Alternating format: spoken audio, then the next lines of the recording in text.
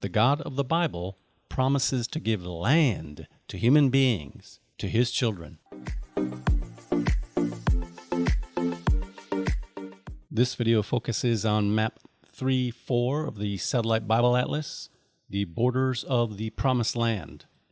The concept of the Promised Land, that is, of God promising to give to human beings land, extends back to Adam, and then specifically for Israel, back to the days of the patriarchs. God promised the patriarch Abraham, as we read in Genesis 15:18, on that day, Yud-He-Vav-He, that's the personal name of God, we'll say Adonai. On that day, Adonai made a covenant with Abram, saying, I have given this land to your offspring, from the river of Egypt to the great river, the river Euphrates, unquote.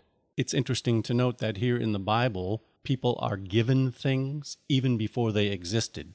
At this point, Abraham had no son, and God says, I have given already this land to your offspring. So the idea of possessing something even before a person is born is a biblical idea. It's as good as done because it's in the promise of God. Now, this promise was reiterated to Isaac and Jacob. God's salvation history involved a chosen people and a promised land. The facts on the ground relationship of the people of Israel with the land of Israel demonstrates to the world the transcendent sovereignty of the God of Israel. The borders of the Promised Land are described in a few places in the Bible. We're going to focus in on Numbers chapter 34. We read in verse 2, When you come into the land of Canaan, this is the land that will fall to you for an inheritance, the land of Canaan according to its borders. The setting of this chapter has the Israelites camped in the plains of Moab, across the river from Jericho, poised to enter Canaan, as you can see the arrow here.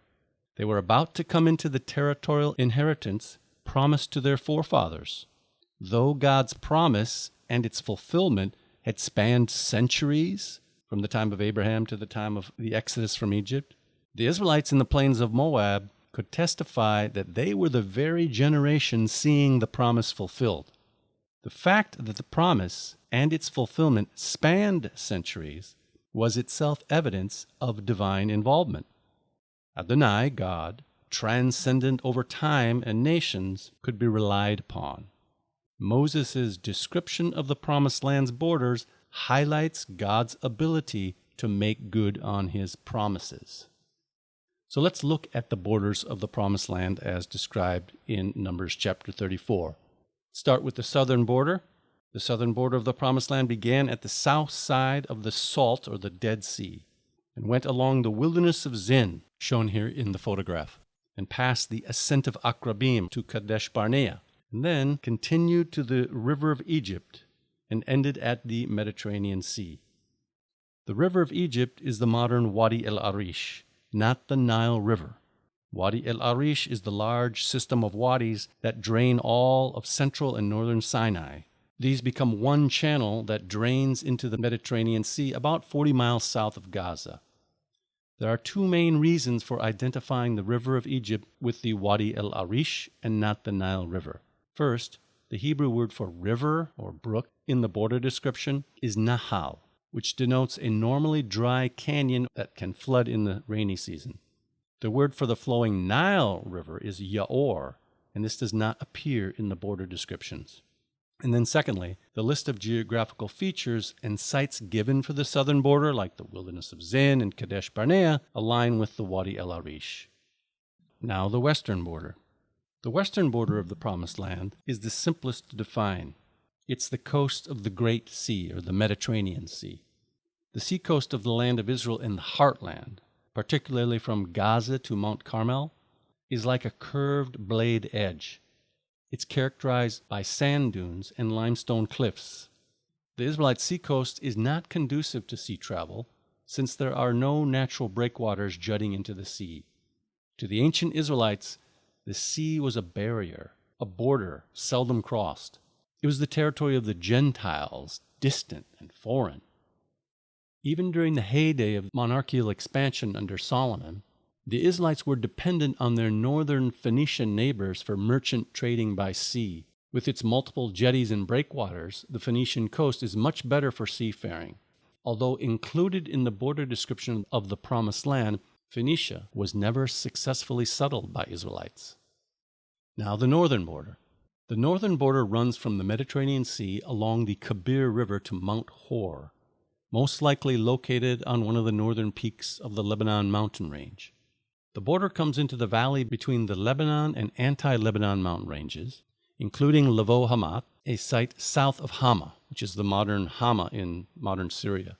The border continues east to Zadad and Hazar Enan. There is evidence that this border was a recognized border in antiquity, and in part it follows the modern border between Lebanon and Syria. The Israelites never successfully settled these northern regions, which include all of modern Lebanon and territory more than 60 miles north of Damascus. Only David and Solomon and Jeroboam II had some success in subduing these northern regions. In the northeast, the Promised Land extended to the great river Euphrates. This refers to the northwestern tributaries of the Euphrates River in modern Syria, not in modern Iraq further to the east. The eastern border of the Promised Land. Two known geographical features on the eastern border are the Sea of Chinnereth, in Hebrew Kinneret, which is the Sea of Galilee, and the Jordan River. A line from Hazar Enan to the eastern heights, the shoulder above the Sea of Chinnereth, includes the area of Bashan, the modern Golan Heights. From the Sea of Galilee, the lower Jordan River formed the eastern border all the way down to the Dead Sea. However, when Israel began the conquest under Moses' leadership, two additional regions east of Jordan, the Plateau and Gilead, were captured from two Amorite kings, and the territory annexed to the Promised Land by divine initiative, the purple area on this map. Including Bashan, already part of the promise, Israel captured from the Arnon River to Mount Hermon. So these are the borders of the land that God promised to Israel. In comparison with the Earth's total surface, it's a relatively small area.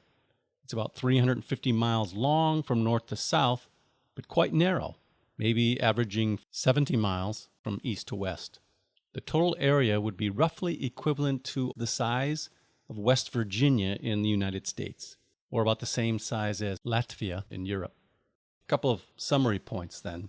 One is you'll see maps like this one on the internet which are incorrect because they have misunderstood the river of Egypt to be the Nile River and the river Euphrates to be the Euphrates all the way over in Iraq. But this is incorrect. Once we follow the biblical description of the Promised Land, the borders are confined to the eastern Mediterranean seaboard, where the modern countries of Israel and Lebanon are. Then, if we glance at a couple of other maps, it is also interesting to compare the territory that Israel has controlled in different periods. For instance, in the time of Joshua and Judges, they were only able to successfully inhabit the area here represented in blue on this map, a portion of the Promised Land. And this was for several reasons. God said that he would not have Israel inherit the land all at once. It would be over a process of time. And also it was to be a test to see if they remained faithful to God or not.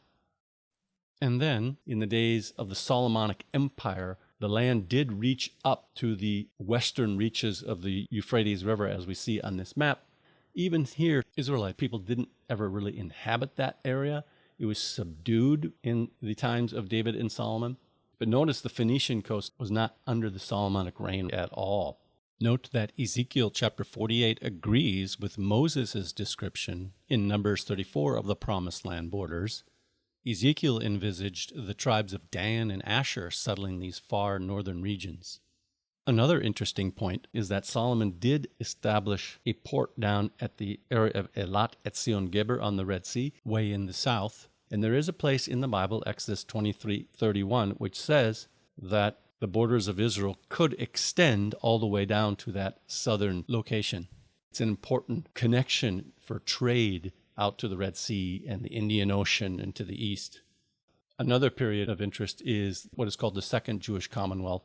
In the days of the Hasmoneans, approximately 85 years from 141 to 63 BC, the Hasmoneans were able to settle roughly this space of the Promised Land. Once again, the northern regions were not part of the Israelite domain. And also the modern state of Israel is interesting to compare its territory with the Promised Land. And then just a couple of other summary points. God's salvation history involved a chosen people in a chosen land. The continued existence of the Israelite Jewish people on earth is evidence that the God of the Bible is the true God. And further, the continuation of the people of Israel and their presence in the land of promise serves as evidence to all peoples from every nation that the God of the Bible, the one true God, is able to make good on his promise of giving a good land to his people. As is written in both the Hebrew Scriptures and the New Testament, Psalm 37:11, Matthew 5:5, the meek will inherit the earth. Va'anavim yirshu aretz.